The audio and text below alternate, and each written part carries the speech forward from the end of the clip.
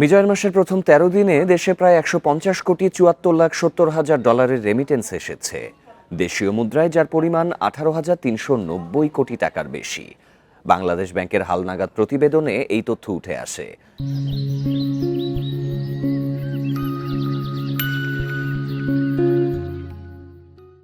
তেরো দিনের রেমিটেন্সের মধ্যে সরকারি ব্যাংকগুলোর মাধ্যমে এসেছে ২৪,৯৫,৪০,০০০ ডলার। এছাড়া বেসরকারি ব্যাংকগুলোর মাধ্যমে ১০৯,৭০,২০,০০০ ডলার এসেছে এবং বিদেশি ব্যাংকগুলোর মাধ্যমে এসেছে ৩২,৯০,০০০ ডলার।